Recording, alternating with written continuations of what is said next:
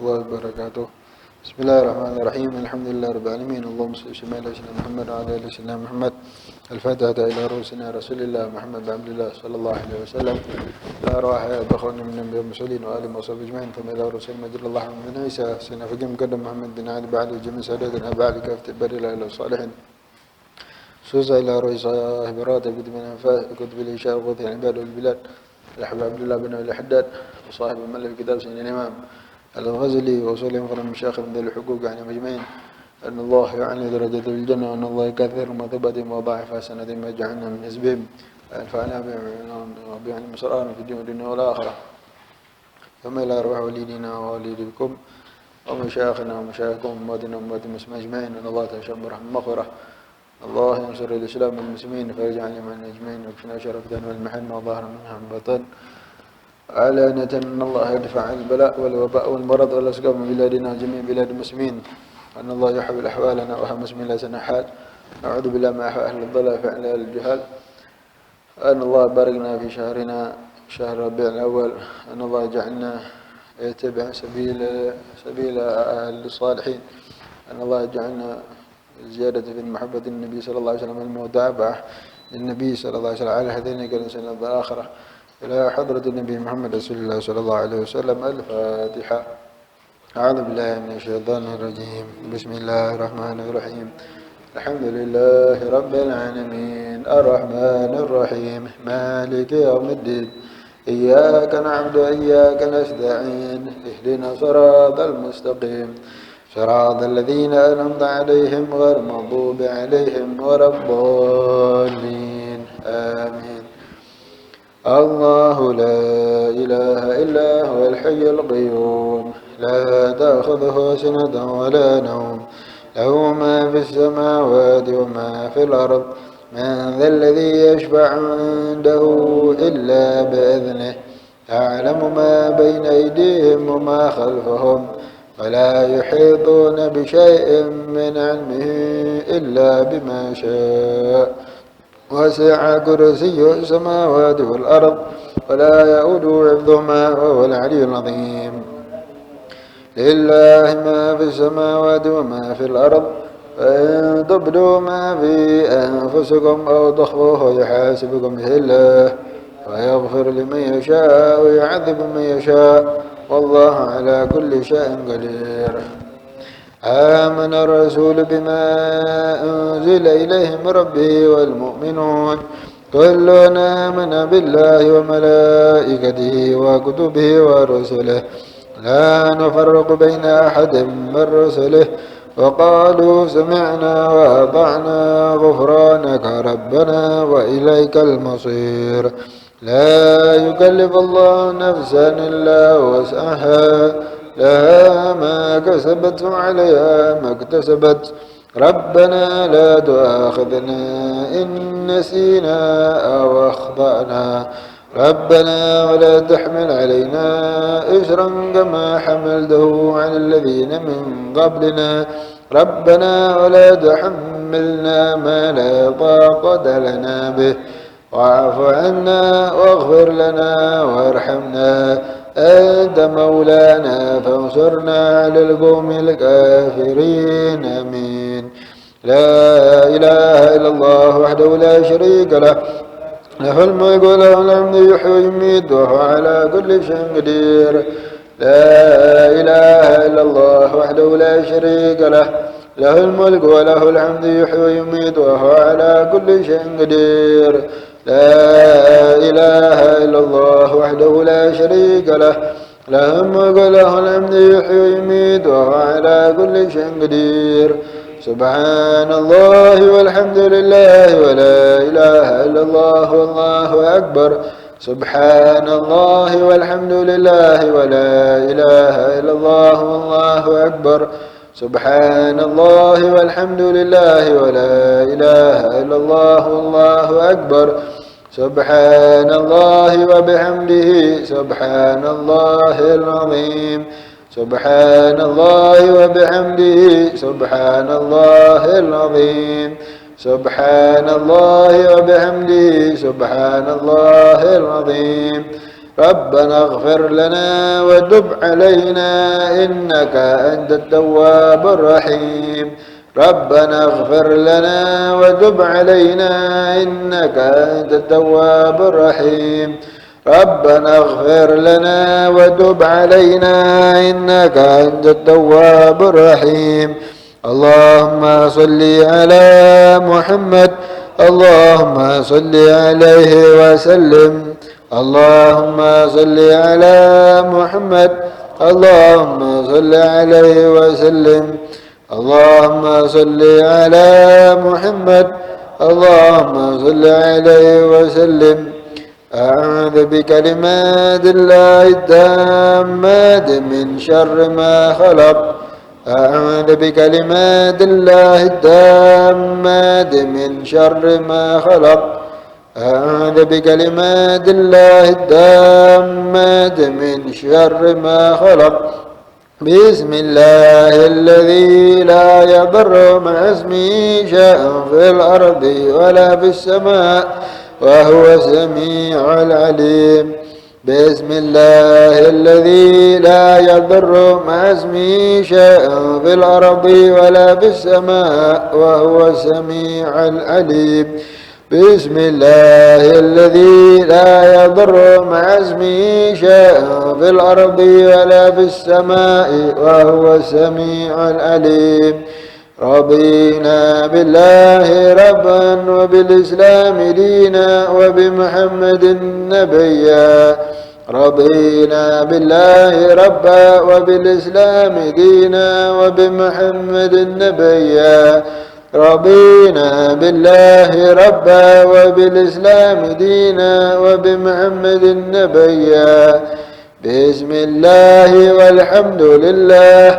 والخير والشر بمشيئة الله بسم الله والحمد لله والخير والشر بمشيئة الله بسم الله والحمد لله والخير والشر بمشيئة الله آمنا بالله واليوم الآخر تبنا إلى الله باطنا وظاهر آمنا بالله واليوم الآخر تبنا إلى الله باطنا وظاهر آمنا بالله واليوم الآخر تبنا إلى الله باطنا وظاهر يا ربنا واعف عنا وامح الذي كان منا يا ربنا واعف عنا وامح الذي كان منا يا ربنا واعف عنا وامح الذي كان منا يا ذا الجلال والإكرام أمتنا على دين الإسلام يا ذا الجلال والإكرام أمتنا على دين الإسلام يا ذا الجلال والإكرام أمتنا على دين الإسلام يا ذا الجلال والإكرام أمتنا على دين الإسلام يا ذا الجلال والإكرام أمتنا على دين الإسلام يا ذا الجلال والإكرام أمتنا على دين الإسلام يا ذا الجلال والإكرام أمتنا على دين الإسلام يا قوي يا متين اكف شر الظالمين يا قوي يا متين اكف شر الظالمين يا قوي يا متين اكف شر الظالمين أصلح الله أمور المسلمين صرف الله شر المؤذين أصلح الله أمور المسلمين صرف الله شر المؤذين أصلح الله أمور المسلمين صرف الله شر المؤذين يا علي يا كبير يا عليم يا قدير يا سميع يا بصير يا لطيف يا خبير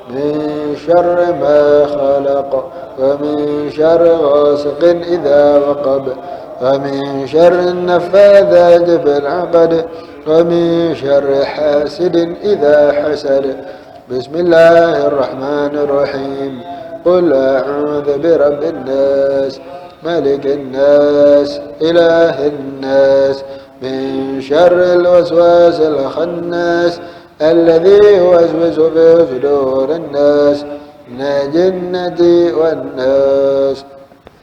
الفاتحة إلى رسولنا رسول الله محمد بن عبد الله صلى الله عليه وسلم إلى أرواح أبا أخوان من أنبياء المرسلين وآل وصحبه أجمعين ثم إلى رسول مجد الله محمد بن إسحاق نبيكم مقدم محمد بن علي بعلي وسيدنا بعلي وأن الله يعني درجة الجنة وأن الله كثير مثبة مضاعف حسنة مجعلنا من حزبه أنفعنا بأنبياء المسرار في الدين والدنيا والآخرة. الفاتحة. أعوذ بالله من الشيطان الرجيم بسم الله الرحمن الرحيم الحمد لله رب العالمين الرحمن الرحيم مالك يوم الدين إياك نعبد وإياك نستعين اهدنا صراط المستقيم صراط الذين أنعمت عليهم غير المغضوب عليهم ولا الضالين آمين. الفاتحة إلى أرواح سادتنا صوفيا أن الله يعلي درجة في الجنة وأن الله يكثر مثوبتهم ويضاعف حسناتهم ويجعلنا من حزبهم وينفعنا بهم وبعلم أسرارهم في الدين والدنيا والآخرة. الفاتحة. أعوذ بالله من الشيطان الرجيم بسم الله الرحمن الرحيم الحمد لله رب العالمين الرحمن الرحيم مالك يوم الدين إياك نعبد وإياك نستعين اهدنا صراط المستقيم صراط الذين أنعمت عليهم غير المغضوب عليهم ولا الضالين آمين. الفاتحة إلى رسولنا قدوة الإشارة أحب عبد الله بن الحداد صاحب رضي الشيخ النبي الرسول فرمشاه مثل الحقوق المجمعين أن الله يعلي درجات في الجنة وأن الله يكثر مثوبتهم وضاعف حسناتهم ويجعلنا من حزبهم وينفعنا بهم يعلم سرارا في الدين والدنيا والآخرة. الفاتحة. أعوذ بالله من الشيطان الرجيم بسم الله الرحمن الرحيم الحمد لله رب العالمين الرحمن الرحيم مالك يوم الدين إياك نعبد وإياك نستعين اهدنا صراطا مستقيم صراط الذين أنعمت عليهم غير المغضوب عليهم ولا الضالين آمين. الفاتحة إلى أرواح والأوصال نزول سيدنا وشيخنا الأحباب علي محمد الأبشي وصلهم فرم شيخنا من الحقوق يعني مجمعين أن الله يعني درجة الجنة وأن الله يكثر ما ثبت ما ضاعف حسنة مجعلنا من حزبهم فأنا بعلم سرارا في الدين والدارين. ثم لا رجل المسلمين والمسلمات والمؤمنين والمؤمنات سينما كانوا في جميع الجهات سياما من الأزهار ولا ذكر له أن الله يعمل جميع برحمة مغفرة أن الله ينصر الإسلام والمسلمين الفرج عليهم إلى أجمعين ويكفينا شر الفتن والمحن ما ظهر منها ما بطن أجعلنا من ناصر الناشرين شرعة المسلمين في خير ولطف وعافية أن الله يحفظنا وأهالنا وأولادنا وكل ما نام بعليهم أجلنا وهي مجمع في أحسن حفظنا والآخرة إلى حضرة النبي سيدنا محمد رسول الله صلى الله عليه وسلم. الفاتحة. أعوذ بالله من الشيطان الرجيم بسم الله الرحمن الرحيم الحمد لله رب العالمين الرحمن الرحيم مالك يوم الدين إياك نعبد وإياك نستعين اهدنا صراط المستقيم صراط الذين أنعمت عليهم غير المغضوب عليهم ولا الضالين آمين. بسم الله الرحمن الرحيم الحمد لله رب العالمين والصلاة والسلام على أشرف المرسلين سيدنا محمد وعلى آله وصحبه أجمعين.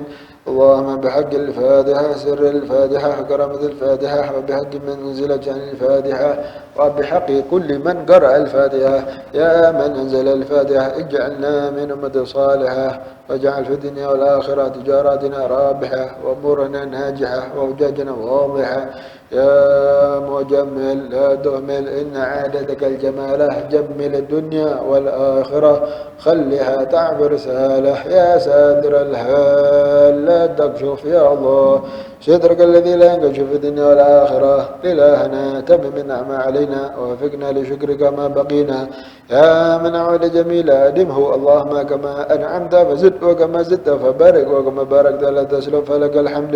اللهم آدم هذه النعمة واحرزها عن الزوال برحمتك يا أرحم الراحمين يا أرحم الراحمين يا أرحم الراحمين. صلى الله على سيدنا محمد وعلى آله وصحبه وسلم والحمد لله رب العالمين. اللهم إنا نسألك رضاك والجنة ونعوذ بك من سخطك والنار. اللهم إنا نسألك رضاك والجنة ونعوذ بك من سخطك والنار. اللهم إنا نسألك رضاك والجنة ونعوذ بك من سخطك والنار. يا عالم السر منا لا تترك صدر عنا وعافنا واعف عنا وكن لنا حيث كنا. يا عالم السر منا لا تترك صدر عنا وعافنا واعف عنا وكن لنا حيث كنا. يا عالم السر منا لا تترك صدر عنا وعافنا واعف عنا وكن لنا حيث كنا.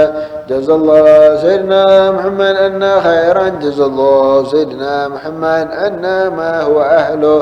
جزا الله سيدنا محمد عنا خيرا. جزا الله سيدنا محمد عنا ما هو أهله. جزا الله سيدنا محمد عنا خيرا. جزا الله سيدنا محمد عنا ما هو أهله. يا الله بها يا الله بها يا الله بحسن الخاتمة. يا الله بها يا الله بها يا الله بحسن الخاتمة. يا الله بها يا الله بها يا الله بحسن الخاتمة عند الموت والقبول وإلى حضرة رسولنا محمد رسول الله صلى الله عليه وسلم. الفاتحة. أعوذ بالله من الشيطان الرجيم. بسم الله الرحمن الرحيم. الحمد لله رب العالمين الرحمن الرحيم مالك يوم الدين. إياك نعبد وإياك نستعين اهدنا الصراط المستقيم صراط الذين أنعمت عليهم غير المغضوب عليهم ولا الضالين آمين. بسم الله الرحمن الرحيم. الحمد لله رب العالمين. اللهم صل وسلم على سيدنا محمد عبدك ورسولك النبي أمي وعلى آله بحمد علمك. اللهم افتح علينا حكمتك وانشر علينا من خزائن رحمتك يا أرحم الراحمين. ربنا زدنا علما وارزقنا فهما وانت خير الرازقين. اللهم انا نعوذ بك من علم لا ينفع قلب لا يخشع نفس لا تشبع دعاء لا يسمع. ربنا آتنا في الدنيا حسنة وفي الآخرة حسنة وقنا عذاب النار. وصلى الله على سيدنا محمد وعلى آله وصحبه وسلم. الحمد لله رب العالمين. بسم الله.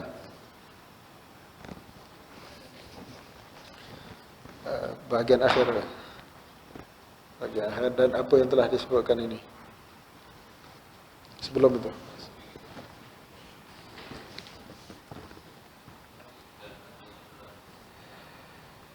Muka surat 63 sambungan ada akan melaksanakan tentang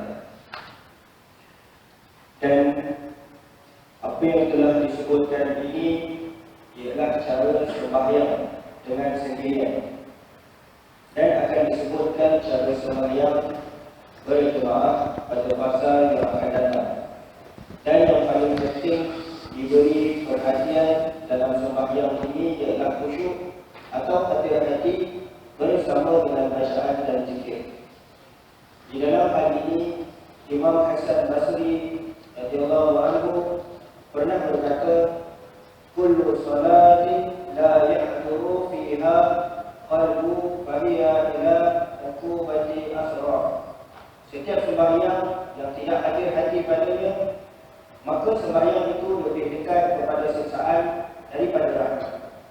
Dan Rasulullah sallallahu alaihi wasallam bersabda, innal 'abda la yusalli salat fala yuktabu lahu sudusuha wala khushuha wa innama yuktabu lil 'abdi min salatihi biqadri ma aqala minha. Sesungguhnya seseorang hamba itu mengerjakan sembahyang padahal tidak dituliskan ganjaran sembahyang itu melainkan hanya 1/6-nya atau 1/10-nya sahaja. Dan hanya saja ditulis ganjaran sembahyang seseorang itu mengikut banyak benda yang dia khusyuk di dalamnya. Hadis riwayat Abu Daud dan Nasa'i. طيب. الحمد لله رب العالمين. وهنا تعلم تعليم تذكر تذكير نفع الانتفاع دعوة إلى الهدى والدلالة على الخير والحث على التمسك بكتاب الله وسنة نبيه ابتغاء جل مرضاته وقرب وثوابه من الله تعالى. رب اشرح لي صدري ويسر لي أمري واحلل عقدة من لساني yafqahu qawli amin. Amma ba'du. Alhamdulillah hadirin hadirat yang dimuliakan Allah Subhanahu wa taala. Maka kita masuk malam yang kedua daripada bulan kelahiran Nabi sallallahu alaihi wasallam. Maka alhamdulillah pada malam ini Allah Subhanahu wa taala pertemukan kita dalam dua majlis, yakni majlis zikir dan majlis ta'lim. Yang mana kedua-duanya ini adalah ta'rifan bagi majlis majlis taman daripada tamannya syurga. Kan? Yakni hilaqul zikr. Alhamdulillah. Lalu di antara niat kita hadir dalam mana-mana majlis kebaikan, niat kita di antaranya masukkan niat untuk menggembirakan Nabi SAW. Maka hati kita sentiasa akan teringatkan Nabi SAW. Lalu kita sambung apa yang telah dinyatakan oleh Syekh Imam Ghazali bahagian akhir daripada bab adab-adab mengerjakan salat. Qala Syekh wa hadhihi salatul munfarid. Maka ini dan apa yang telah disebutkan adalah cara sembahyang dengan sendirian, dan akan disebutkan cara sembahyang berjemaah pada fasal akan datang. Dan yang paling penting diberi perhatian di dalam sembahyang adalah khusyuk. Nal khusyuk imadus salah. Bahawa inti kepada solat ialah khusyuk. Inti kepada solat ialah khusyuk. Solat kalau tak ada khusyuk, maka umpama tak ada intinya, isi yang utama tu tak ada, kan? Maka sarung kosong aja, kan? Maka apa nama itu boleh mendatangkan kemurkaan. Misal kita beli kuih lah, kan? Kuih karipak berapa, inti kosong, marah kita. Ini kita solat perintah Allah SWT tapi isinya kosong, kan? Maka takut solat itu menjadi sebab Allah murka, kan? Maka waliyadzubillah, maka inti dan yang paling penting diberi perhatian ataupun ibadah salah, kan, ialah di dalam solat ialah khusyuk. Kan, solat macam mana yang dikatakan khusyuk? Solat yang dalam solat ada beberapa perkara yang disebutkan oleh Imam Ghazali dalam kitab yang lain, iaitu kitab Ihya Ulumuddin. Imam Ghazali sebutkan apa ciri-ciri solat yang khusyuk. Kan, ada orang rasa macam solat dia macam dah khusyuk dah. Tapi apa ciri-ciri solat yang sempurna khusyuk? Ialah orang yang hudurul qulub, hadir hati. Yang pertama sekali, dia dalam solat dia hadir hati. Apa itu hadir hati? Dia faham apa yang dia baca, dia tahu apa yang dia buat. Dia tahu apa yang dia tengah baca, apa yang dia tengah buat dia tahu. Ya. Dia tahu hadir hati mana? Dia tahu dia tengah berdiri menghadap Allah SWT. Dia tahu bahawa dia sedang ucapkan takbir, dia tahu dia sedang baca doa, dia tahu dia tengah baca surah apa yang dia baca, bukan dia tak tahu. Kan? Maka dia tahu apa yang dia tengah ucapkan tasbih, daripada tasbih dia tahu. Itu yang pertama, maknanya hadir hati. Kan? Orang yang hadir hati. Yang pertama daripada solat, ciri-ciri solat yang khusyuk ialah solat yang ada hadir hati. Dia tahu apa yang dia tengah buat, apa yang dia tengah ucapkan. Yang kedua, tafahumul qiraah. Dia memahamkan. Kan? Dia dia faham apa yang dia ucapkan. Bukan sekadar dia tahu apa dia tengah baca, dia faham. Dia tahu, kemudian dia faham apa dia tengah baca. Apa yang dia tengah baca itu dia faham. Daripada makna takbir, Allahu Akbar, dia faham. Doa iftitah, dia faham apa makna. Daripada Bismillahirrahmanirrahim, suratul Fatihah, dia faham setiap ayat itu. Daripada bacaan surah, dia faham. Rokok, dia faham apa makna subhana rabbil a'la wa subhana rabbil azim wa bihamdi, dia faham. Sami Allah liman hamidah, dia faham makna itu. Dan seterusnya, setiap bacaan yang dia baca dalam solat dia faham makna. Barulah dapat solat yang khusyuk. Tadabbur, kemudian dia merenung, tadabburkan akan ayat. Kemudian dia rasa haibah. Rasa haibah. Dia sedang berdiri di hadapan Allah Subhanahu Wa Taala, maka dia ada rasa gerun, takut. Berdiri di depan orang besar, menghadap depan polis je kita rasa takut macam mana, kan? Rasa cek ada tak bawa ni, kan? Ada tak bawa pakai tali pinggang kita itu, kan? Tali pinggang dalam kereta misal, kalau jumpa depan polis, rasa gerun, haibah tu ada, kan? Haibah polis tu ada, kan? Walaupun kita rasa tak ada buat salah, tapi rasa macam salah, cek apa, kan? Dia ada rasa hebat polis. Apatah lagi kalau orang-orang besar. Ini depan Allah SWT, raja kepada sekalian raja. Yang maha besar, Allahu Akbar, yang maha besar, tak ada yang lebih besar daripada Allah SWT. Pada hakikatnya semuanya kecil. Jadi kat mana letaknya gerun kita? Ada gerun tak? Kan? Jadi orang yang dalam solatnya ada rasa gerun, yang pertama tadi apa nama itu? Kemudian di atasnya ada rasa gerun kepada Allah SWT. Kan? Kemudian ada rasa gerun juga, takut kalau solatnya kena campak balik semula. Dia takut kalau solatnya dicampakkan ke mukanya. Kan? Sebenarnya kain buruk dicampakkan ke muka. Kemudian dia ada rasa rajak, dia ada rasa harap kalau solatnya diterima oleh Allah Subhanahu Wa Taala. Dia harap semata-mata dengan rahmat Allah, Allah terima solat. Walaupun sebab kekurangan, dia harap Allah terima. Bukan takut dia sudah takut, dalam masa yang takut dia harap juga. Sebab Allah Subhanahu Wa Taala maha berlemah lembut. Allah SWT maha rahmat. Dia harap Allah terima solatnya. Dan ada haya, dia malu. Dia malu. Dah tahu solat sebab kekurangan, memang tak patut kena diterima, memang patut kena campak balik, tapi dia harap juga dengan Allah SWT supaya dengan sifat kemurahan Allah SWT terimalah juga kan amal ibadah yang dibuat. Dan lalu yang keenam dia dia rasa haya.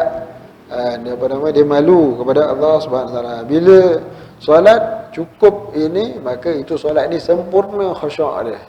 Orang yang solat begini, maka solatnya sempurna dalam khusyuk. Sempurna dalam khusyuknya. Ataupun paling kurang, kalau begitu dapat yang macam tu, maka sempurnalah. Sempurnalah khusyuknya. Maka atau paling kurang hadir hati atau hadir hati bersama dengan bacaan dan zikir, atau sekurang-kurangnya sekadar hadir hati. Itu nombor satu.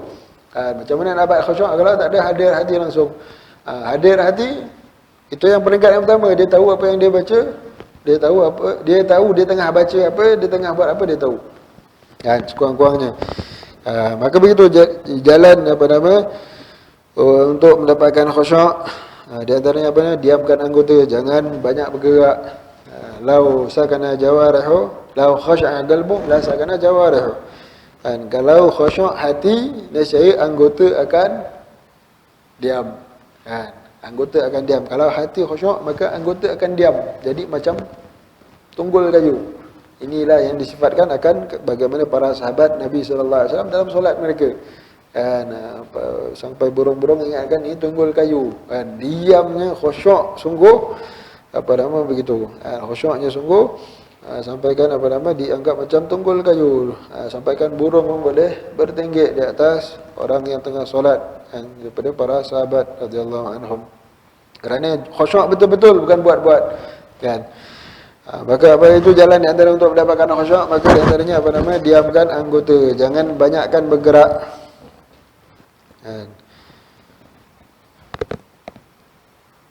Dan di antaranya hadirkan hati bahawa dia sedang berada di hadapan Allah Subhanahu Wa Taala. Hadirkan hati bahawa dia sedang berada di hadapan Allah Subhanahu Wa Taala, yakni raja kepada sekalian raja, dan yang mengetahui akan zahir dan batinnya, dan dia sedang bermunajat di hadapan Allah Subhanahu Wa Taala. Maka itu di antara apa yang disarankan oleh para ulama untuk usahakan supaya bangkitkan hadir hati, dan untuk bangkitkan hadir hati ataupun khusyuk. Maka itu yang paling penting, yakni khusyuk atau sekurang-kurangnya sekadar hadir hati bersama dengan bacaan dan zikir. Maka nak dapat, mula-mula kena paksa. Mula-mula memang kena paksa, berlatih berlatih untuk hadirkan hati. Pada peringkat permulaan memang kena berlatih. Kemudian lama-lama dah boleh, maka barulah akan mudah baginya. Kena sering banyakkan solat dengan paksaan untuk hadir hati. Kena berlatih. Dan di antaranya kena ada syarat tambahan untuk mendapatkan khusyuk. Di antaranya kena ada ilmu. Kena ada ilmu tentang solat. Ilmu tentang solat, mana perkara yang batalkan, mana perkara yang tak batal. Baru di antaranya ilmu fiqh, tahu bahawa supaya solatnya tak jadi was-was. Kalau dia tak ada ilmu, maka dia sangka perkara ini batal ke tak batal. Jadi benda itu akan memainkan was-was dalam solatnya. Maka rosaklah akan solatnya. kan. Maka tak dapat khusyuk. Maka di antaranya kena ada ilmu fikih baru apa nama untuk menghilangkan was-was di dalam solat. Baik. Di dalam hal ini sini Imam Al-Hasan Al-Basri rahimahullah taala pernah berkata, kullu salatin la yahdur fiha al-qalbu fa hiya ila al-uqubati asra. Tiap-tiap solat yang tidak hadir hati padanya, maka sembahyang itu lebih dekat kepada siksaan daripada rahmat. Sama selari dengan apa yang dikatakan oleh Sayyidina Al-Habib Ahmad bin Umar bin Smith, yang mana beliau mengatakan, aku lihat kebanyakan orang zaman ini musibah yang menimpa mereka bukan sebab yang lain, tetapi dengan sebab solat yang mereka kerjakan. Lalu solat itu mendoakan keburukan untuknya. Sebab faham hadis Nabi SAW, apabila satu orang menjaga solat, jaga adab-adabnya, rukunnya, maka solat akan naik keluar daripada dia, kan? Naik solat, amalan solat itu akan naik, lalu mendoakan dalam keadaan bercahaya. Dan mendoakan, hafizakallah kama hafazani, semoga Allah memelihara kamu, menjaga kamu seperti mana engkau menjagaku. Dan sebaliknya, sekiranya dia mengabaikan solat, khusyuknya tak diambil kisah, kan, adab-adabnya, apa nama, rukun-rukunnya, dari segi taharahnya pun tak diambil kisah, kan, maka solat itu akan naik dalam keadaan hitam, lalu akan mendoakan keburukan. Bayya'akallah kama bayya'tani, semoga Allah mengabaikan engkau seperti mana engkau mengabaikan aku. Maka itu Ahmad bin Umar bin Smith mengatakan bahawa inilah doa keburukan inilah, semoga Allah mengabaikan engkau seperti mana engkau mengabaikan aku. Aku lihat orang banyak terkena doa daripada solat yang dia solat. Jadi kalau solat tapi macam ni keadaan pun dapat keburukan, maka apatah lagi kalau orang itu langsung meninggalkan solat. Maka Rasulullah sallallahu alaihi wasallam, dan Rasulullah sallallahu alaihi wasallam bersabda, innal abda la yusalli as-salah fala yuktab lahu minha sudusuha wala ushruha, innama yuktabu lil abdi min salatihi biqadri ma agal minha.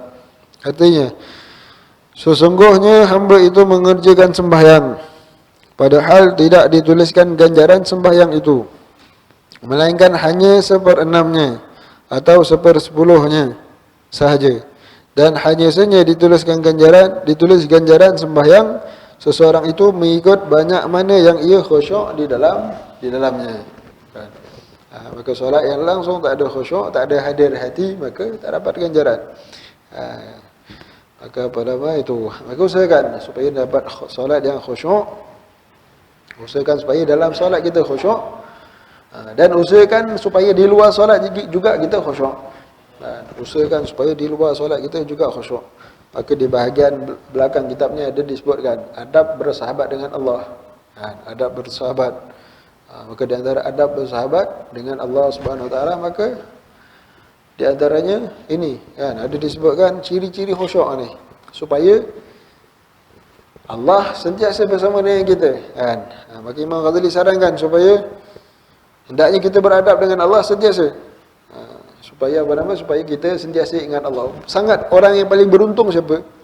Dalam kategori orang yang beruntung ialah orang yang paling beruntung ialah orang yang paling banyak ingat Allah Subhanahu Wa Taala. Dan paling banyak ingat Allah Subhanahu Wa Taala dengan beradab, bukan tak adab, kan.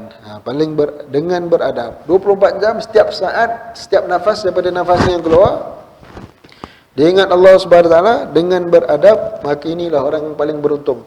Orang yang paling banyak dapat nikmat apa di dalam syurganya Allah Subhanahu Wa Taala ialah orang yang paling banyak mengingat Allah Subhanahu Wa Taala dengan adab. Maka di sini disebutkan ada lebih kurang 14 adab, kan. Ada 14 adab untuk bersahabat dengan Allah Subhanahu Wa Taala, dan sebahagian daripada adab-adab ini adalah khusyuk dalam solat. Maknanya solat, khusyuk dalam solat itu supaya dibawa di luar solat. Lalu menjadilah seperti mana yang ungkapan kata-kata sebagian salihin, ana akul wa ana usalli wa ana akul wa ana usalli. Ana akul wa ana usalli. Aku makan hal keadaan aku macam solat. Kan, aku makan hal keadaan aku macam solat. Ana akul, aku makan, tapi hal keadaanku sama macam aku tengah solat. Maknanya apa? maknanya dia khusyuk dengan Allah Subhanahu wa taala. Walaupun tengah makan, kelezatan makanan itu tak melalaikan hati dia daripada ingat Allah. Kelezatan makanan itu tak menyebabkan dia lupakan Allah Subhanahu wa taala. Maka pada rohaninya tak tenggelam dengan kelezatan makanan. Bahkan setiap lazat yang dirasakan itu menyebabkan dia ingat kepada Allah, lalu dia puji syukur kepada Allah Subhanahu wa taala. Alhamdulillah, alhamdulillah misal. Maka pada itu hal keadaan orang-orang soleh. Tengah makan sama hal keadaan macam tengah solat. Khusyuknya dengan Allah Subhanahu wa taala juga. Maka kita kena usahakan supaya solat kita khusyuk, lalu luar solat pun kita bawa juga khusyuk.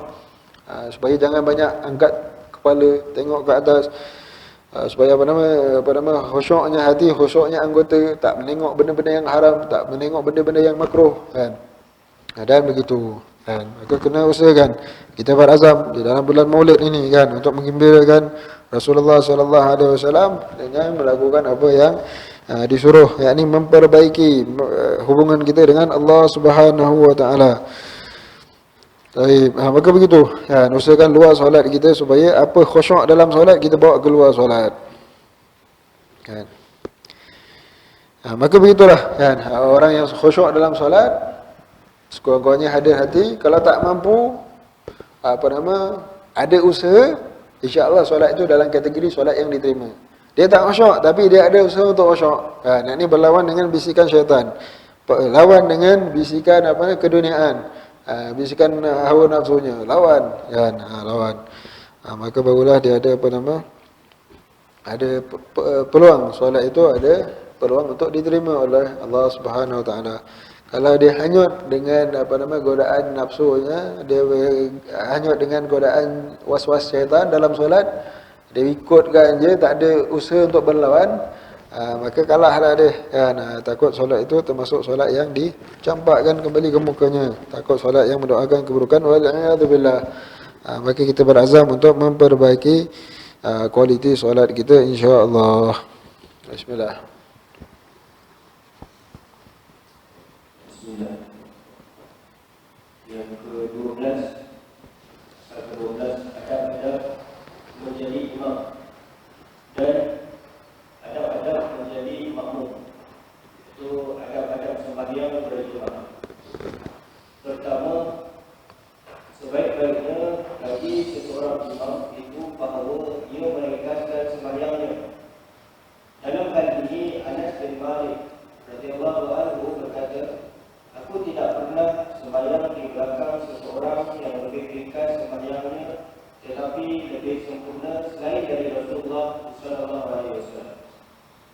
Yang kedua, janganlah imam memulakan dengan takbiratul ihram sebelum muazzin selesai daripada iqamatnya dan sebelum shaf dibetulkan.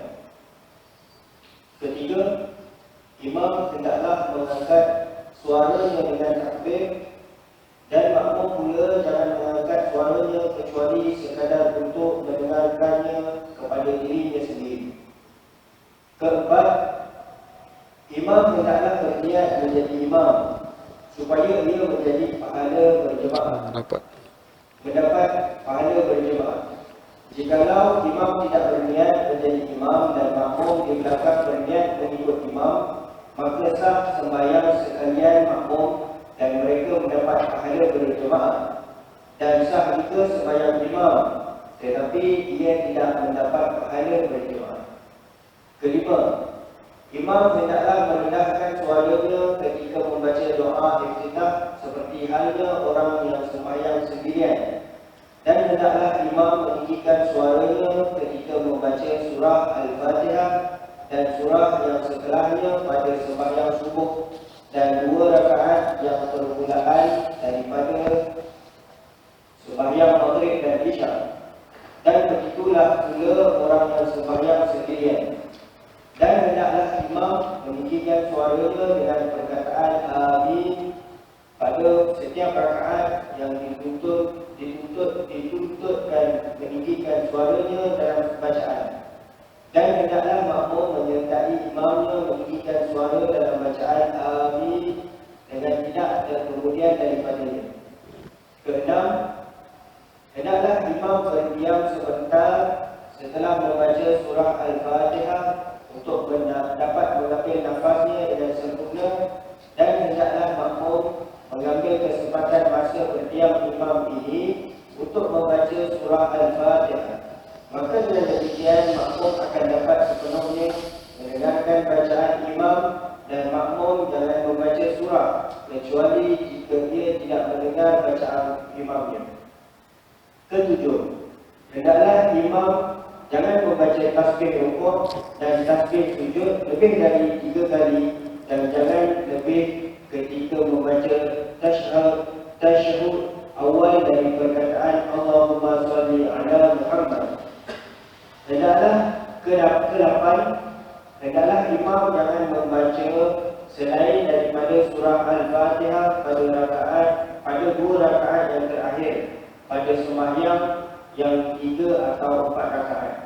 Dan janganlah ia suka memanjangkan bacaan seperti memanjangkan bacaan doa di dalam tasyahud akhir setelah ia membaca tasyahud yang wajib dan salawat ke atas Rasulullah sallallahu alaihi wasallam.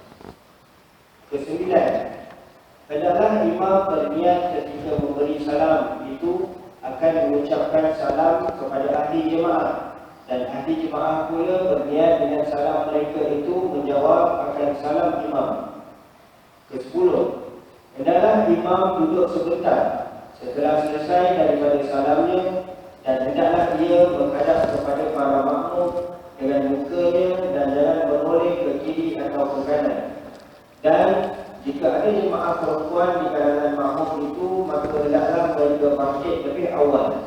Dan janganlah ada di kalangan makmum laki-laki itu orang yang bangkit meninggalkan tempat duduknya sebelum imam bangkit dari tempat duduknya. Dan hendaklah imam bangkit dari tempat duduknya menuju ke sebelah kanan atau kiri, tetapi menuju ke sebelah kanan itu adalah yang terlebih afdal. Baik. Terus berkali Syekh Musannaf rahimahullah taala, adab-adab menjadi imam dan adab-adab menjadi makmum. Yakni adab-adab sembahyang berjemaah. Yang pertama, sebaik-baik bagi seorang makmum itu seorang imam itu bahawa ia meringkaskan sembahyang. Yakni meringkaskan sembahyang, yakni jangan panjang-panjang. Kan, sembahyang yang ringkas tapi sempurna. Sempurna rukunnya, sempurna sunat-sunatnya, kan, sunat-sunatnya yang muakkad jangan ditinggalkan. Kan. Maka itu. Dan dalam hal ini Sayyidina Anas bin Malik radhiyallahu anhu berkata, aku tidak pernah bersembahyang di belakang seseorang yang lebih ringkas sembahyangnya tetapi lebih sempurna selain daripada Rasulullah sallallahu alaihi wasallam. Maka ini sebab kita kalau tengok guru-guru kita, ulama-ulama khususnya di Kota Tarim, mereka sembahyang ringkas saja. Sembahyang mereka ringkas. Dan bacaan surah yang yang itulah, kalau sembahyang zuhur ada ada sukatan-sukatannya seperti yang kita dah terangkan sebelum ini, kan. Maka maghrib ringkas, lagi ringkas. Kemudian zuhur, asar ada panjang sikit, subuh lagi panjanglah, subuh dan isyak. Tapi maghrib lagi surahnya itu lagi ringkas daripada ayat-ayat lazim itu, kan, daripada wadduha sampai ke An-Nas, kan. Maka itu. Tak pun kalau nak baca ayatul Quran supaya dapat mengulangkan akan hafalan boleh, kan. Antara baca surah yang lengkap dengan baca potongan ayat Quran, lebih afdal baca surah yang lengkap walaupun pendek. Tetapi kalau dengan niat ni untuk menguatkan bacaan hafalan atau untuk tadabbur al-makna misal, maka baca petikan ayat Al-Quran itu pun bagus, kan. Jadi walhasilnya jangan terlampau memanjang-panjangkan bacaan. Jangan terlampau memanjang-panjangkan bacaan. Kalau nak panjang, sembahyang sendiri-sendiri. Sembahyang sendiri, yakni sembahyang sunat. Ketika sembahyang sunat nak panjang-panjang, fadal. Sebab Rasulullah sallallahu alaihi wasallam begitu. Dalam solat qiyamul lailnya panjang solat bacaan.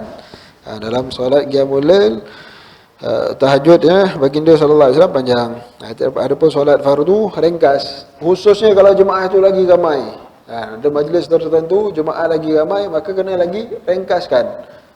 Misal ada sambutan maulid, ataupun ada acara tertentu lah, ramai jemaahnya, maka kena lagi ringkas. Sebabnya apa?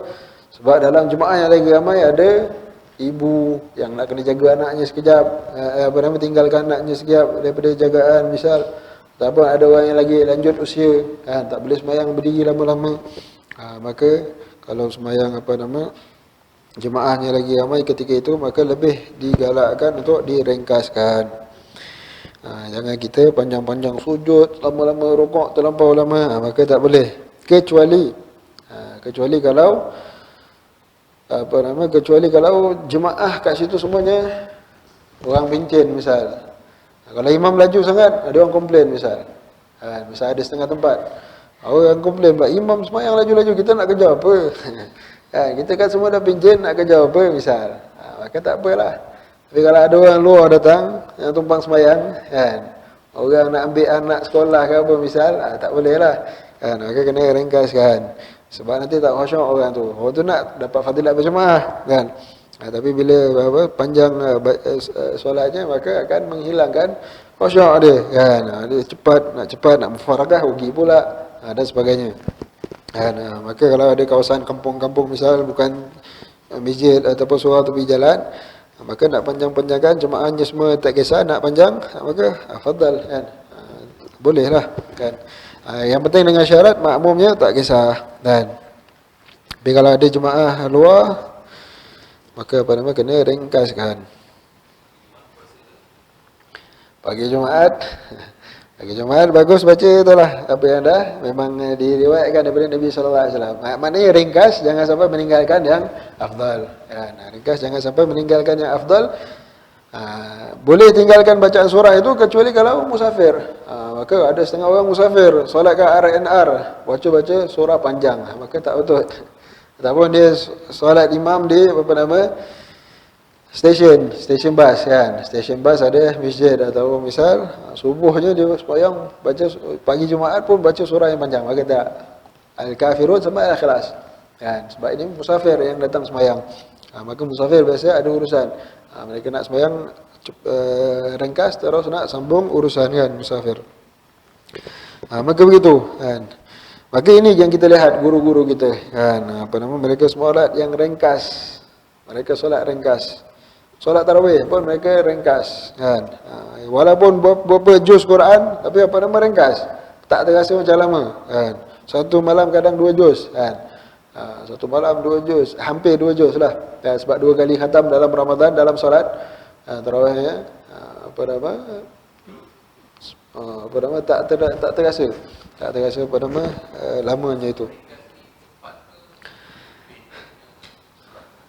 Ringkas maknanya tak dipanjang-panjangkan. Anda dah selesai, terus, kan. Subhanallah liman hamidah, Rabbana lakal hamd, misal. Maknanya kalau sembahyang tarawih lah, kan. Tarawih maknanya dia orang nampak macam sujud tu apa tu, macam satu je, kan, nampak macam satu. Tapi dia orang Arab, kan, lajulah, kan. Tapi yang penting hadir hati. Hatinya hadir, bukan kita laju-laju lintang bukang jadi, kan. Maknanya sambil hadir hati, faham apa yang dibaca. Maknanya hati mereka dah baca dahulu. Maknanya hati mereka dah ucap dulu. Jadi mudahlah bagi mulut untuk ucap, kan. Hati mereka dah baca dulu. Jadi lidah cuma ikut apa yang ada dalam bacaan dalam hati. Bismillah, kan. Maka itu sebab mereka lajulah, kan. Maka kita kena berlatih ke arah itulah, insya-Allah. Baik. Kedua, janganlah imam memulakan dengan takbiratul ihram sebelum muadzin selesai daripada iqamahnya. Dah selesai iqamat baru takbir. Dan sebelum saf diluruskan, maka imam kena cek dulu saf macam mana, kan. Perintah untuk meluruskan saf sunat, kan, muakkad. Dan bagi imam lebih muakkad, lebih dituntut. Imam bukan imam saja, maknanya semua jemaah kiri kanan cek masing-masing supaya lurus dan rapatkan saf, kan. Misal kalau bukan musim sekarang lah. Kemudian kalau untuk imam je pula lagi lebih utama dituntut, kan. Untuk imam lebih utama untuk dituntut supaya cek akan saf. Jadi jangan angkat takbir selagi belum lurus saf, kan. Misal anak-anak kalau masjid yang besar, misal orang tengah nak berjalan lagi dah terus angkat takbir, kan. Maka ditambukkanlah orang nak luruskan saf misal, Ataupun misal kalau sembahyang di tempat rumah kenduri misal, rumah kenduri tak ada garisan. Jadi nak buat garisan, nak tengok arah kiblat kan makan masa. Kalau sekali imam dah angkat takbir, orang baru nak cek mana satu saf misal. Kat sini tak ada lah mungkin. Misal kalau kat tempat-tempat yang biasa buat tahlil kemudian maghrib isyak kan. Ikut kan tak boleh. Tapi apa ni setengah tempat buat juga. Jadi kalau maknanya kalau misal lah kan pihak tuan rumah tu minta juga saya tak boleh buat lepas isyak. Ikut arahan lagi Johor kena buat lepas isyak sepatutnya tahlil arwah kan. Tapi misal kata ahli keluarga tak boleh lepas isyak, saya ada urusan begini-begini. Setengah tempat jadi dia buat juga lepas maghrib sebab lepas isyak tuan rumahnya tak nak. Kan. Ikut kan itu. Jadi misal katalah tuan rumah imam meraihkan tuan rumah itu, maka solat kat rumah tapi masjid tetap kena dihidupkan. Maka hantarkan sebahagian orang kan azan kan, beberapa orang minta untuk azan dan 2-3 orang supaya solat berjemaah, supaya orang yang tak pergi kenduri tu boleh datang solat berjemaah. Maknanya masjid tetap kena hidupkan. Jangan imam Bilal semua dah pergi, masjid tutup. Setengah tempat macam tu. Maka tak kat rumah kalau nak sembahyang, misal kata nak sembahyang kat rumah tuan rumah tu, hajatnya begitu, ni rumah baru nak rasmikan lah misal, nak solat berjemaah kat rumah. Tak khair. Tapi maknanya sebahagian mesti hidupkan juga masjid. Azan tetap kena dilaungkan kan. Dan imam yang kat rumah cek sebab safnya tak teratur kan. Kena cek betul-betul bentang sejadahnya, kiblatnya kena betul. Kena dah lurus semua baru angkat takbir. Kalau tidak nanti orang yang dah datang lambat nak dapatkan itu solat jemaah itu, dia main angkat takbir lintang pukang, akhirnya kiblatnya ke mana kan. Kena berhati-hatilah, ini kita kadang tengok berlaku kan.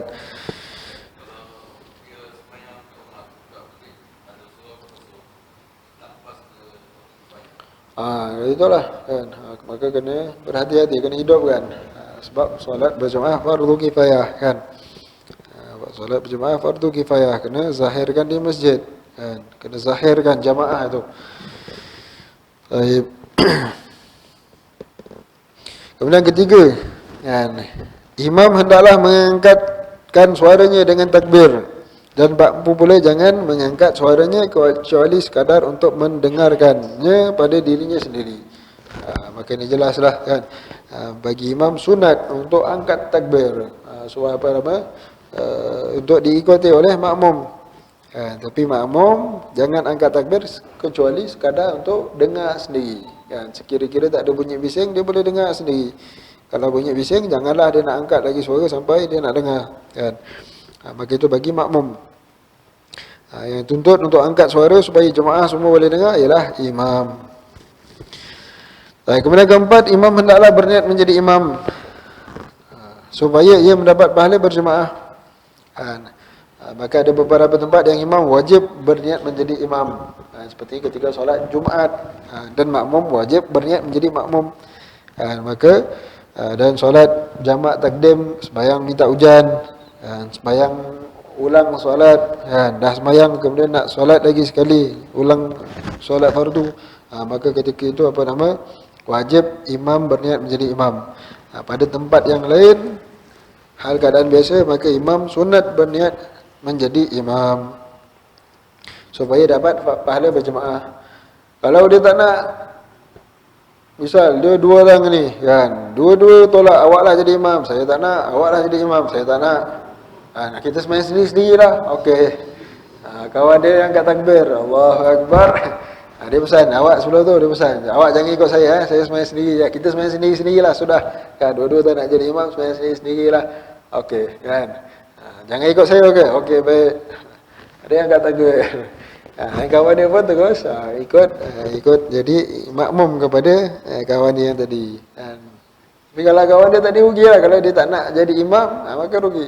Maka makmum kawan dia ni yang dapat pahala berjemaah. Niatkan dia tengah solat, niatlah jadi imam kan, supaya dia dapat pahala berjemaah, jadi imam. Tak rugi kan, tak rugi. Jikalau imam tidak berniat menjadi imam dan makmum di belakang berniat mengikut imam, maka sah sembahyang. Kan, sah sembahyang sekalian makmum dan imam. Kan, makmum ramai-ramai semua sah sembahyang. Imam tak niat jadi imam tapi makmum sah. Kan. Dan mereka mendapat pahala berjemaah. Dan sah juga sembahyang imam, tetapi ia tak mendapat pahala sembahyang berjemaah. Serupa macam dia sembahyang seorang-seorang, kan. Maka ruginya ialah imam. Baik. Dan ini kita tengok banyak berlaku lah, kan, khususnya di R&R, kan. Imam makmum sembahyang ikut imam. Nak cari jemaah tak ada, tengok orang sembahyang sunat, terus. Tapi kena berhati-hati. Kalau orang tu sembahyang sunat, kita nak sembahyang kasar, boleh tak ikut? Tak boleh. Tak sah. Orang yang sembahyang sempurna, orang yang sembahyang kasar tak boleh mengikut imam yang sembahyang sempurna. Kan? Tak boleh ikut imam yang sembahyang sunat. Kalau imam tu sembahyang sunat, maknanya dia sembahyang sempurna. Kan? Maka makmum orang ini nak sembahyang kasar, maka tak sah sembahyang dia. Maka ni berhati-hatilah. Itu sebab dua jamaah dalam satu tempat hukumnya makruh. Dua imam maknanya, dua jemaah. Ni dah ada seorang sembahyang jemaah, satu lagi apa ni, malah kita ikut imam, kita buat grup kita sendiri. Apa sembahyang apa? Sembahyang Zuhur misal. Ada apa-apa sebab? Tak ada apa-apa sebab. Sebab tak suka je dengan imam. Misal. Maka dia buat lagi jemaah kedua. Maka hukumnya makruh. Jemaah yang kedua itu tak dapat fadilat berjemaah. Tapi kalau orang itu sembahyang, dia nak buat satu lagi jemaah sebab apa? Kita kan nak jamak kasar. Imam sembahyang sempurna, kita nak buat kasar. Patutnya kalau nak ikut jemaah, dia boleh sembahyang Zuhur berjemaah 4 rakaat. Kejap lagi dia buat sembahyang kasar, kan. Misal dia musafir, tumpang sembahyang, boleh. Tapi kalau dia kata tak, rugi, kita dah dapat hadiah, kan, musafir sembahyang 2 rakaat. Baik, kita buat jemaah kita je.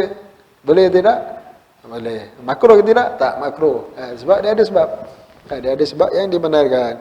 Jadi misal kalau kat R&R begitu, imam ni sembahyang apa agaknya? Entah. Tak tahulah sembahyang apa, maghrib ke, sembahyang Zuhur ke asar. Jom kita buat jemaah kita. Boleh tak? Maka boleh sebenarnya. Kan? Boleh. Makruh tak makruh. Sebab dia ada keperluan. Dan kalau misal imam itu sembahyang sempurna. Imam tu sembahyang sempurna, kita tak tahu imam ni dia nak sembahyang sempurna ke sembahyang kasar. Kita tak tahu. Maka kita kena sembahyang sempurna. Kita kena sembahyang sempurna. Lain kalau daripada awal takbir sama-sama. Kita masuk takbir sama-sama, kita angkat takbir ikut imam. Tapi lupa, imam tadi sembahyang terus angkat takbir je. Dia buat kasar ke tidak agaknya. Maka ketika itu kita boleh niat. Kan? Nampak gaya imam memang musafir lah, R&R kan. Mana ada pemukim kat situ. R&R memang dalam highway semua musafir lah. Jadi kita boleh pasang niat. Kalau imam kasar, saya kasar. Maknanya kalau imam tak kasar lah maknanya. Maka ketika itu boleh gantung niat. Kan? Gantung niat ikut imam. Imam kasar, saya kasar. Maknanya tapi dengan syarat dia tahu sama-sama angkat takbir. Maknanya imam nanti lepas 2 rakaat imam bangun ke, imam terus tahiyat, dia tahu. Maka kalau imam bangun, dia kena bangun. Dia kena bangun. Nak mufarakah boleh tidak? Mufarakah lah, saya nak kasar, imam nak bangun lah. Boleh tidak? Tak boleh. Tak boleh. Sebab sembahyang kasar tak boleh ikut imam yang sembahyang sempurna pada mana-mana juzuk bahagian daripada solatnya. Itu syarat sah sembahyang kasar. Maka tak boleh ikut imam yang sembahyang sempurna. Walaupun imam tu sembahyang Zuhur, baki lagi 2 rakaat. Dia nak sembahyang kasar Zuhur. Ikutlah. Okey, dah tinggal 2 rakaat tahiyat awal. Okeylah ikut. Boleh tak? Tak boleh. Walaupun tinggal nak bagi salam je. Ini sembahyang Zuhur, tinggal nak bagi salam. Okey, kita ikut ikut imam. Maka tak boleh sembahyang kasar, tak boleh ikut imam yang sembahyang sempurna walaupun tinggal nak bagi salam je. Kan? Apatah lagi walaupun baki 2 rakaat, walaupun 4 rakaat, kan. Maka begitu. Nak ikut orang solat kena hati-hati. Ataupun imam sembahyang Zuhur, dia nak sembahyang asar.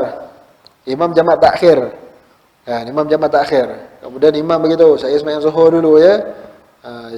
Kemudian kita nak ikut, kita cuma nak sembahyang asar aja. Zuhur kita dah buat tadi kat kampung kita misal. Ini sekarang tengah masuk R&R, imam sembahyang asar.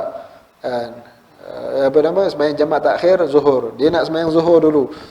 Kita nak sembahyang asar. Boleh tak kita ikut imam? Boleh tidak?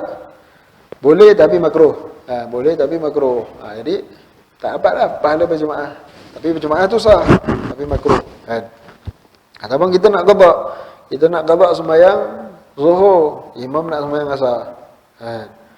Misalnya kata kita nak qada zuhur, imam nak sembahyang asar, kita nak qada zuhur, maka makruh berjemaah kan. Kalau ikut orang yang sembahyang sunat boleh.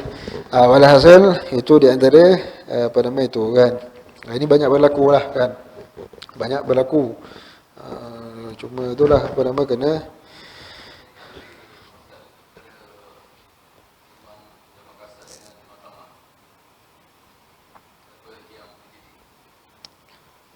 mana lebih afdal untuk imam, sama ada nak qasar ataupun tamam.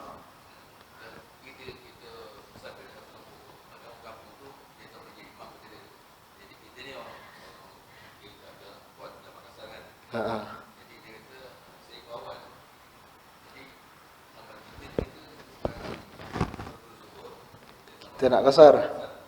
Boleh. Orang tempatan tolak kita juga. Jadi imam, sebab ni imam masjid, misal. Jadi terpulang kita nak sembahyang 2 rakaat boleh. Jadi mereka sambung je lah lagi 2. Ataupun kita nak buat 4 rakaat pun boleh. Kan? Kita buat 4 rakaat, maka kita tak dapat qasar lah. Kan? Maka itulah. Kan? Apa mana lagi afdal, sembahyang sempurna ataupun sembahyang qasar kan, sembahyang sempurna atau sembahyang qasar. Jadi ulama khilaf, ada yang mengatakan qasar lebih afdal daripada sembahyang sempurna, ada yang mengatakan sembahyang sempurna lagi afdal daripada sembahyang qasar kan. Di antaranya bisa kalau qasar itu lebih daripada 3 marhalah, maka lebih afdal qasar, sebab keluar daripada khilaf yang mengatakan wajib qasar. Ada mazhab lain kata kalau dah apa nama itu musafir lebih 3 marhalah wajib qasar, sebagian pandangan kata, maka kat situ afdal lah kan, kalau dah lebih daripada 3 marhalah musafir kita. Maka walaupun orang tolak kita jadi imam, maka kita buat qasar lah kan. Walhasil itulah kan. Dan kita banyak tengok sebagian ulama-ulama pun bila datang ditolak jadi imam majlis, kadang ada sebahagian mereka buat qasar. Lalu kita tambahlah lagi 2. Sebahagian mereka sembahyang 4, meraihkan orang tempatan. Wallahu a'lam. Baik. Dua-dua boleh lah main mana satu. Baik, kemudian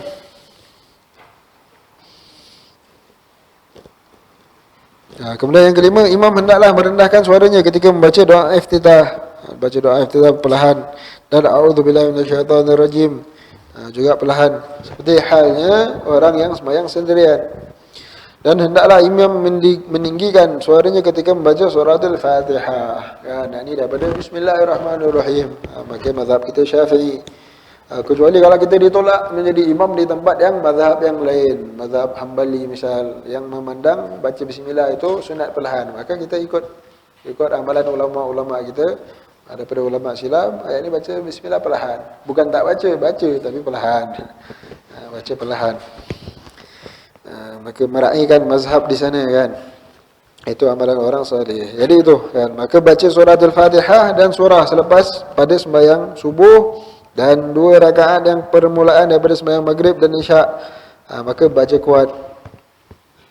Dan begitu pula orang yang sembahyang sendirian kan. Begitu hal keadaan orang yang sembahyang sendirian. Dan hendaklah imam meninggikan suaranya dengan perkataan amin pada mana rakaat yang dituntut meninggikan suaranya di dalam bacaan.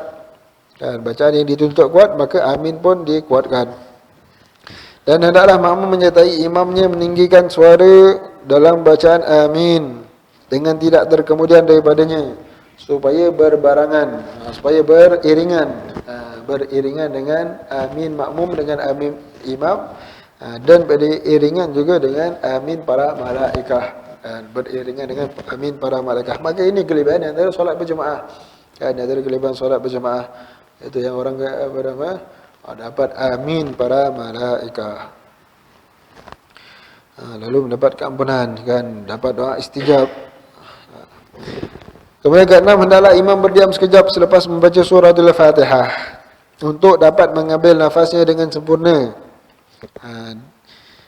Dan hendaklah makmum mengambil peluang masa berdiam imam ini untuk membaca suratul Fatihah. Maka dengan demikian makmum akan dapat sepenuhnya mendengarkan bacaan imam. Dan digalakkan imam, sunatkan bagi imam diam dengan kadar bacaan surah Al-Fatihah. Diamnya imam lepas daripada waladhdallin amin, diam sekira-kira makmum boleh selesai baca surah Al-Fatihah. Dan ketika imam diam, imam baca juga bacaan yang sendiri, kan? Bacaan baca jangan kuat-kuat, kan? Misal baca jangan kuat-kuat supaya fikiran imam tak melayang, kan? Kalau imam tunggu diam, nanti fikiran akan ke lain, kan? Maka supaya fikirannya fokus pada solatnya, maka disunatkan juga imam ketika diam itu baca dengan bacaan sendiri. Itu sebab kadang-kadang kita dengar imam-imam, para ulama kalau mereka menjadi imam, nampak lepas Fatihah mereka diam, kemudian macam ada baca apa agaknya, baca ni lah, kan? Digalakkan supaya setelah daripada Fatihah, ketika menunggu makmum selesai baca Fatihah, maka imam disunat baca juga, tapi bacaan yang perlahan. Kemudian barulah dibaca dengan angkat suara, kan? Supaya tak menghilangkan khusyuknya, gangguan makmum untuk membaca surah Al-Fatihah. Bahkan ada hadis, kan? Ada hadis Nabi sallallahu alaihi wasallam larang ketika imam baca, jangan makmum baca, kan? Maka sebagian mazhab kata jangan Fatihah pun tak payah baca. Maka tak boleh. Mazhab Syafi'i mengatakan Fatihah wajib baca, kan? Wajib baca Fatihah. Walaupun dengar bacaan imam, walaupun dengar bacaan Fatihah imam. Maka sebagian mazhab begitu. Ada hadis Nabi yang kata di belakang imam tak payah baca. Dan hendaklah makmum mengambil peluang masa berdiam imam ini untuk membaca surah Al-Fatihah. Maka dengan demikian makmum akan dapat sepenuhnya mendengarkan bacaan imam. Dan ia jangan membaca surah pada sembahyang yang imamnya telah meninggikan bacaan surah, kecuali bila ia tidak mendengar bacaan imam itu. Kalau Fatihah pun misal sembahyang maghrib tapi tak dengar imam baca surah Al-Fatihah, maka ketika itu makmum boleh baca surah Al-Fatihah. Sebab tak dengar apa? Tak dengar imam baca Fatihah. Maka makmum daripada awal lagi dah boleh baca Fatihah, kan? Daripada awal lagi makmum dah boleh baca Fatihah. Sebab langsung tak dengar misal. Surah pun tak dengar misal. Maka boleh sunat bagi makmum untuk baca surah, kan? Baik. Kemudian ketujuh, hendaklah imam membaca tasbih rukuk dan tasbih sujud hendaklah imam jangan membaca tasbih rukuk dan tasbih sujud lebih dari 3 kali. Jangan baca lebih daripada 3 kali, dan jangan lebih ketika membaca tasyahud awal daripada perkataan Allahumma salli ala Sayyidina Muhammad, kan? Maka jangan, kecuali kalau makmum tak kisah.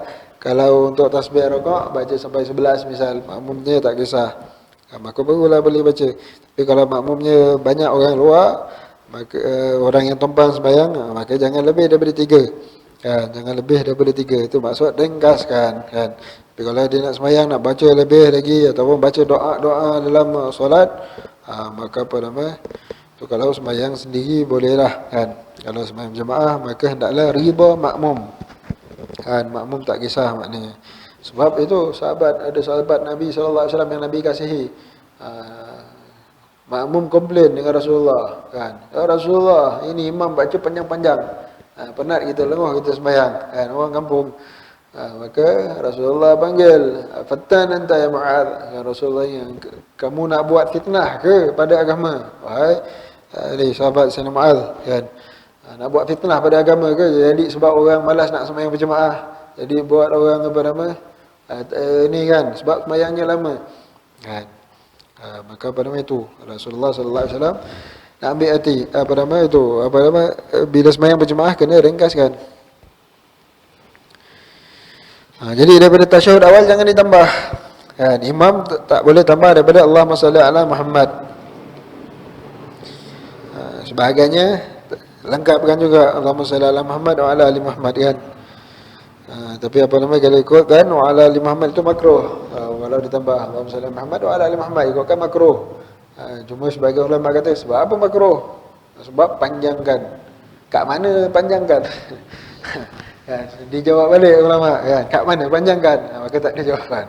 Wahasa kaedahnya disebutkan begitulah kan, Allahumma salli Muhammad saja, wal ali Muhammad makruh, sebab panjangkan bacaan. Lalu ulama yang apa nama hujah balik, kat mana letak panjangnya kan, maka itulah kan, wallahu alam lah kan, ya, apa nama tak ada inilah jawapannya. Cuma dari segi yang dinyatakan begitulah, memanjangkan akan bacaan. Maka makruh. Itu bagi imam, tak boleh panjangkan kan. Tapi kalau bagi makmum nak tunggu imam, maka makmum terpulang, boleh baca panjang-panjang sebab makmum nak tunggu imam. Kan, imam tahiyat akhir, makmum masbuk tahiyat awal. Makna tahiyat bukan tahiyat akhir. Nak tunggu imam tahiyat akhir, panjang bacaan imam. Maka bagi makmum tambah. Nak tambah doa, nak selengkapkan Allahumma salli Muhammad wa ala ali Muhammad kama shallaita ala Ibrahim wa ala Ibrahim sampai habis, nak tambung dengan doa apa semua, boleh, silakan kan, tak ada masalah. Bagi imam yang dimakruhkan untuk tambah panjang. Kemudian ke-8, hendaklah imam jangan membaca selain daripada suratul Fatihah pada 2 rakaat yang terakhir dan pada sembahyang yang 3 rakaat atau 4 rakaat. Dan janganlah ia suka memanjangkan bacaan seperti memanjangkan doa dalam tasyahud akhir selepas yang membaca tasyahud yang wajib, dan selawat ke atas Rasulullah sallallahu alaihi wasallam, dan apa nama yang muakkad itu daripada doa ketika tasyahud yang muakkad yang kita dah bincang pada minggu lalu, maka yang itu saja. Kalau nak tambah lagi maka tak dituntut kan, tak dituntut supaya ringkaskan solat. Ke-9, hendaklah imam berniat ketika memberi salam itu akan mengucapkan salam kepada ahli jemaah, dan ahli jemaah pula berniat dengan salam mereka itu menjawabkan salam imam. Maka disunatkan seperti yang kita terangkan, jangan kalau imam sebelah toleh ke kanan, maka makmum sebelah sini niat jawab salam imam ketika toleh yang ke kiri. Maka bila makmum yang berada di sebelah sana, maka ketika salam yang pertama niat juga untuk balas salam imam, dan niat juga untuk salam ahli jemaah dan juga kepada sekalian para malaikah. Ke-10, hendaklah imam duduk sekejap selepas selesai daripada salamnya. Dan hendaklah ia berhadap kepada para makmum dengan mukanya. Yakni duduk sekejap daripada salam dengan istighfar. Kemudian Allah, misal kalau lepas maghrib ataupun lepas subuh, maka jangan ubah kedudukan duduk itu daripada la ilaha illallah wahdahu la syarikalah kan. Allahumma qala walhamdu yuhyi wa ala kulli syai'in qadir 10 kali. Kemudian barulah kalau dia berpaling daripada menghadap arah kiblat. Menghadap arah makmum dengan muka, maknanya pusing terus. Menghadap arah makmum langsung atau kanan kan, pusing ke kanan, maknanya bahagian pipi makmum seperti yang biasalah kan. Maknanya menghadap ke arah sana. Maka begitu, sama ada pusing langsung menghadap makmum ataupun menghadap ke arah pihak kanan. Kan, maka itu. Dan jikalau ada jemaah perempuan di kalangan makmum itu, maka hendaklah mereka bangkit lebih awal. Seperti mana di zaman Nabi SAW, jemaah tak ada tirai. Itu ada orang kata, betul zaman Nabi tak ada tirai, betul kita tak payah tirai lah bagi wanita. Maka dia bukakan tirai. Tapi bezanya zaman Nabi, sebab apa perempuan solat kat masjid? Sebab perempuan juga tak nak kelebihan solat di belakang Rasulullah. Mereka tak nak kelebihan solat di belakang Rasulullah. Maka wanita pun mereka sama-sama solat di belakang Nabi SAW. Kerana solat di belakang Nabi tak sama, besar ganjarannya kan. Besar ganjarannya solat, insya-Allah langsung terus diterima. Maka mereka tak nak terlepas fadilat itu. Dan Nabi kata jangan larang mana-mana perempuan nak solat di masjid kan. Maka tapi zaman itu tak ada tirai. Zaman itu tak ada tirai. Bila tak ada tirai, maka ini kaedahnya.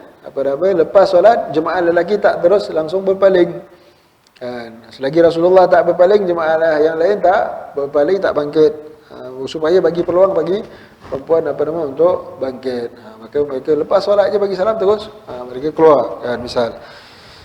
Itu untuk orang perempuan kan. Maka orang lelaki duduk dulu ikut Rasulullah. Rasulullah berpaling, barulah kalau ada hajat baru awal. Di zaman kita orang perempuan pun nak duduk berzikir sama. Maka zaman sekarang pakai dah tirai. Kan zaman sekarang pakai dah tirai. Tapi dengan syarat tirai yang boleh nampak lah kan, supaya kalau berlaku apa-apa dalam solat, boleh tengok jemaah yang jemaah di hadapan kan, jemaah lelaki.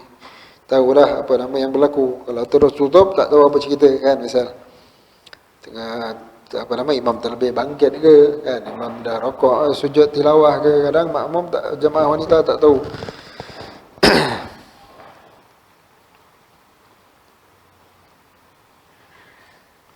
Dan hendaklah jangan ada di kalangan para makmum lelaki itu orang yang bangkit meninggalkan tempat duduknya sebelum imam bangkit daripada tempat duduknya. Dan hendaklah imam, maka itu yang afdal. Maka jangan bangkit sebelum imam.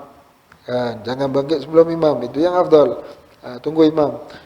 Bagus, tunggu doa juga sama-sama dengan imam. Kan. Dan hendaklah imam bangkit daripada tempat duduknya menuju ke sebelah kanan atau ke kiri, tetapi menuju ke sebelah kanan itu adalah yang lebih afdal. Kan, menuju bangkit kemudian terus pergi tuju pihak belah kanan, maka itu lebih afdal kan. Tapi biasa tempat kita lepas selesai solat kita bersalaman kan, pusing salam, selesaikan solat sunat di masjid dan sebagainya. Kemudian ke-11, janganlah imam mengkhususkan dirinya ketika membaca doa kunut. Jangan imam selesai khususkan dirinya ketika membaca doa kunut dalam sembahyang, maka hendaklah ia berdoa dengan lafaz jamak. Kan, wallahu a'lam bishawab. Insyaallah kita sambung pada pertemuan akan datang. Kalau ada soalan.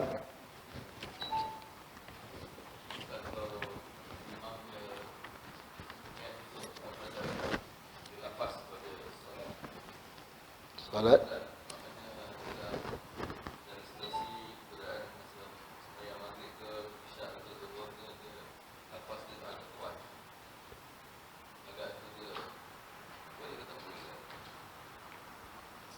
Boleh, tak boleh. Maknanya makruh ke tidak?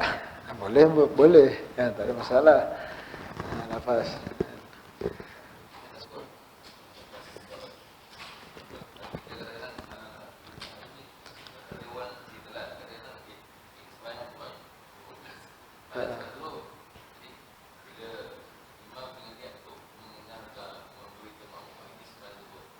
Boleh membantu niat untuk membantu makmum. Apa nama berniat. Boleh insya-Allah. Tapi tujuan itulah kan, tujuan apa namanya lafazkan niat ni untuk membantu hati berniat. Untuk membantu hati berniat. Tapi dengan syarat lafaz itu dia faham apa yang dia lafazkan. Tapi kalau lafaz pun dia tak faham apa yang dia lafaz, maka tak jadi juga membantu tu. Tapi umumnya kita fahamlah kan, usolli fardhu dhuhri, kita dah tahulah ni sembahyang zuhur. Kadang imam tersasul, imam zuhur imam. Kadang usolli fardhu dhuhri misal. Padahal ni dalam hati niat nak sembahyang zuhur kan, kadang terlafaz asa ke apa misal. Maka yang penting dalam hati itulah kan. Tapi wajah tak ada masalah untuk lafazkan kuat. Tak ada masalah. Kan.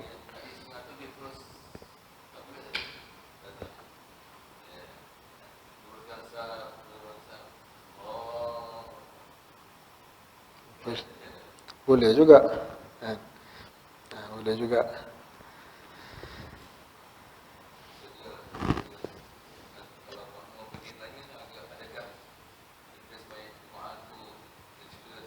Tak ada masalah.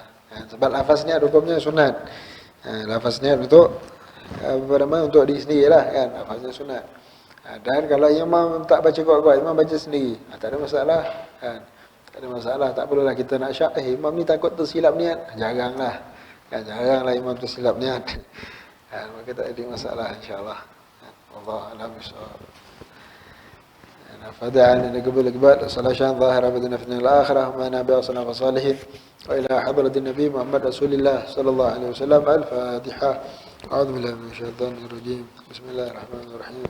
الحمد لله رب العالمين الرحمن الرحيم مالك يوم الدين إياك نعبد وإياك نستعين اهدنا الصراط المستقيم صراط الذين أنعمت عليهم غير المغضوب عليهم ولا الضالين آمين.